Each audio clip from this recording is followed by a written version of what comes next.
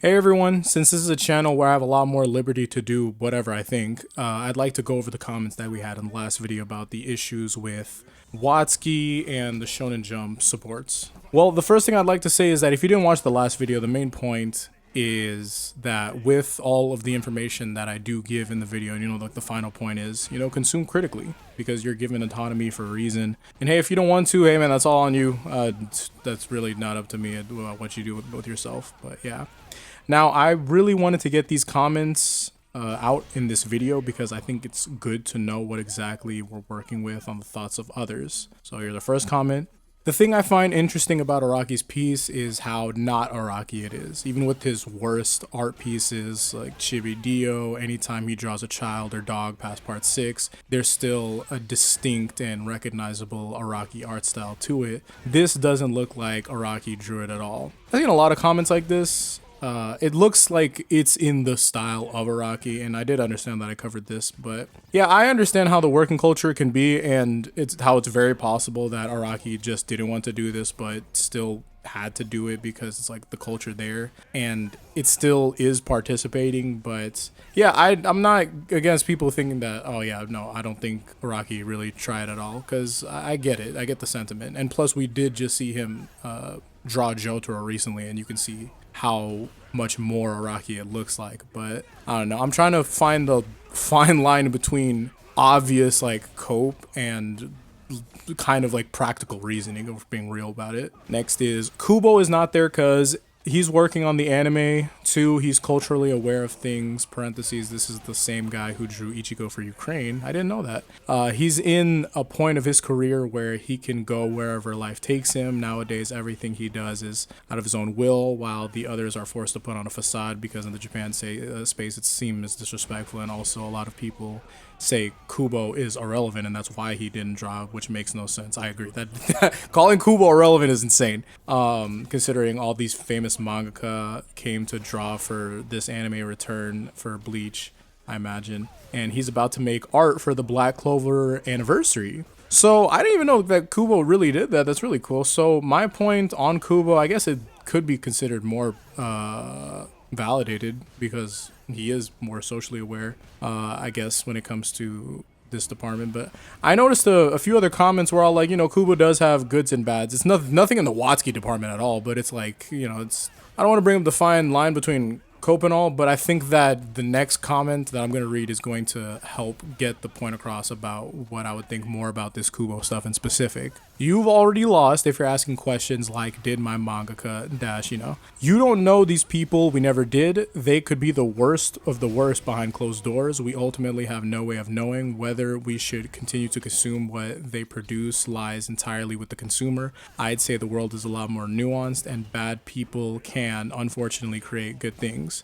I think this is a huge point, for sure. I don't want to keep saying about stuff that I talked about in the last video, but what I will say is that there is a line between, a parasocial relationship and expectations and knowing information that will allow you to consume critically, because it's true, not in just manga, but in everything. Someone can be a bad person. That's always on the table. But I'd like to say that people had really gotten past this point for some reason. And this happens a lot with YouTubers, musicians, artists, a lot of people. How you move according to the information you learn is all up to you, and information that you don't know is all up to you too.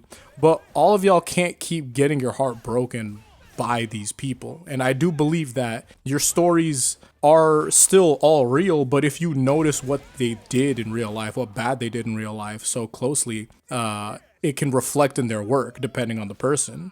It's probably not going to be that easy to move on, obviously speaking, but this is about if you care about that type of thing. I think what does really confuse me though is when I see a lot of comments and they're like, oh, I don't care, it doesn't bother me, why are y'all bothered by this? Move on. And I don't think they understand, because if you see a group of people having an important discussion with one another and you introduce yourself to talk about how it all doesn't matter, you just look ridiculous. I don't think many people that are commenting with things like this have been in a social setting, but this is odd. This is antisocial behavior that just feels like a person putting themselves in a place that they don't want to be for some reason. And that doesn't make sense to me, because if it's a place that you don't like and a video that you don't want to be a part of or something like that, then why would you be there? This isn't effective use of your time. It doesn't make any sense. But yeah. Another comment: if you want to separate the art from the artist, just pirate. This is honestly one of the greatest comments I got on here. And it feels like after all of the people that told me that they understand that this is a real important conversation with nuance and all, this simple approach right here, I mean, come on, like, what are we doing? This is goated. Like, they're just simply like, you know, I'm just gonna just find my way right through it. Like, I can't say what it is. Yeah, go ahead, you know, do what you can. Next comment: everyone asks if these artists condone Watsky's actions, but no one asks if Watsky condones his actions. This is an amazing comment. After this comment, I went on to check if he had ever addressed his history, because a lot of their people, they were saying like, you know, time has passed and he's probably changed, which is an odd, extremely odd thing to put onto someone. I think if you lived on this earth for a large amount of time, you know that when it comes to adults and just people in general, I guess, the ratio on people changing their principles versus standing on it to the day that they die, the people changing ratio, like that area, it's not as big as you think. I'll tell you this, right? I spent a lot of time as a kid in retirement homes due to family and all. In addition to that, I've known people for decades, obviously, right? You know, you have friends, you have family, yada, yada, yada. And with both of those things considered, I'll tell you this: people only change when they're willing to change and they take the steps required to do so. A large amount of people will choose who they are and never waver when it comes down to their beliefs, even if it alienates them from society, friends, family, relationships, everything. So a lot of the time when people give someone grace who hasn't shown any reason as to why you should believe that they changed, and I understand that people want to see the better of people all the time, but you know, that isn't how that works. You can't just expect someone to change without any proof or evidence for it.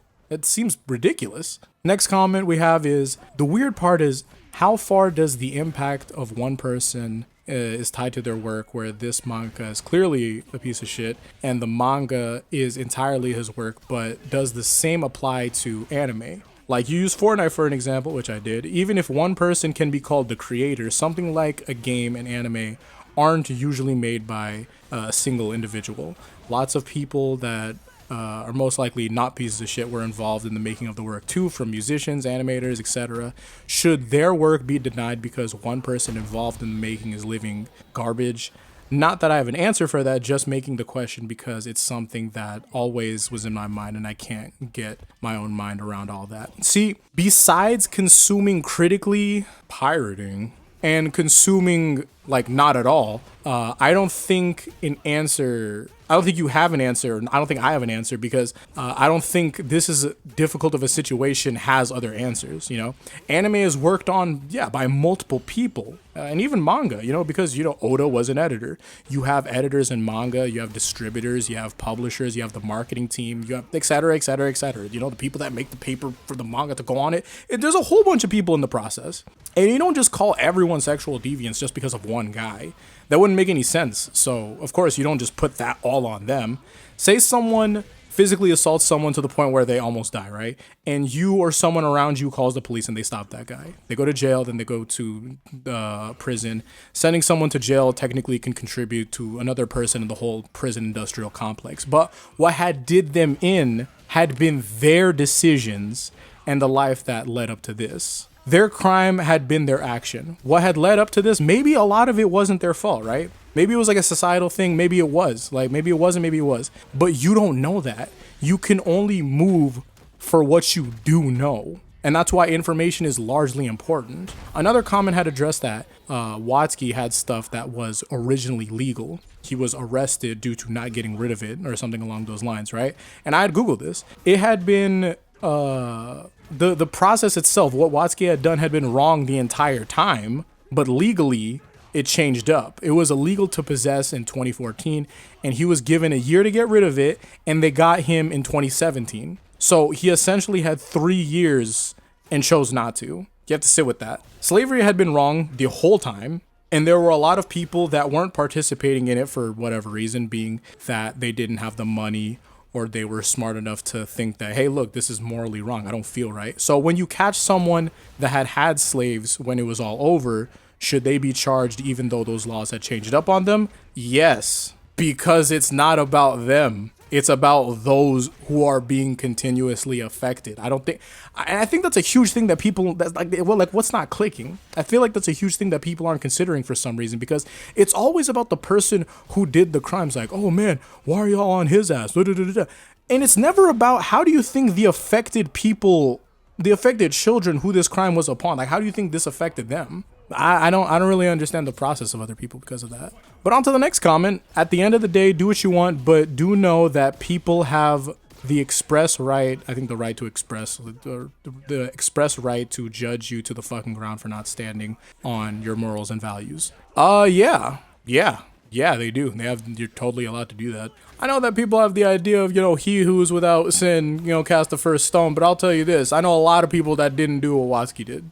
All right, like I think a lot of people have the ability to judge specifically on this. I think that's a very fair assessment. Oh, and to get onto a tangent, a point to essentially respond to a bunch of comments at once, right? People are talking about getting off of his ass or redemption or paid dues, all that. Here's the thing. All the information gives you is that this happened in 2017. He paid what's essentially $1,900 and that was it. That's less than a slap on the wrist. So let's get that out the way. When it comes to how people go about criminals who had participated in sexually based offenses, there's no reason to be behind you, like point blank period. The act of killing someone has a lot of stipulations on whether or not it was valid, right? Sex-based crimes are not that. Secondly, no one ever has to forgive you. No one has to forgive anyone. If you, like, be it severity or not severe at all, like say someone's just like, oh man, I really don't like when people don't recycle and they don't forgive anyone that does like that. That's extremely up to the person. There is no contractual or legal obligation for people to be fine with someone's past like this. Stuff like redemption is on the person who committed these crimes to do.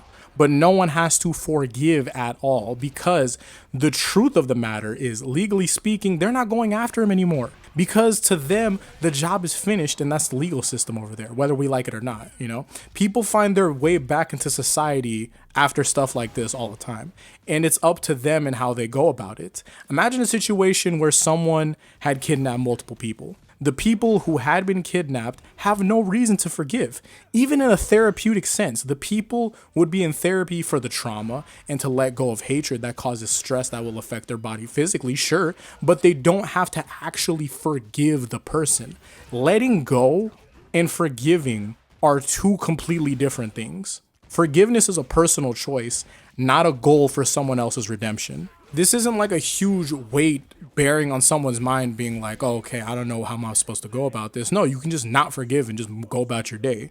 No one had to forgive BoJack Horseman. They're allowed to be like, wow, you suck, and then move on. And I don't know what's not clicking. If someone meets the metrics of what constitutes as a terrible person for an extremely large portion of the world, then what reason does anyone have in forgiving them? It's unreasonable to put that on other people just because you like the guy. Like, oh, hey, I forgive him, so you should forgive him too. That doesn't make any sense. And you don't have to do that because it's ridiculous as a concept altogether. It feels like it's trying to absolve like the guilt of someone liking him and trying to put that on someone else. No. And there are a couple more comments, but I've seen a lot of things that I'd say being responded to those comments anyway, so I'm very happy to know that there are a lot of conscious people out there making conscious decisions in their life. People that come to my video to comment that they don't really care at all. It's pretty funny, because what do you mean you don't care? If I don't care about something or I don't like something, I'm not in the vicinity of it,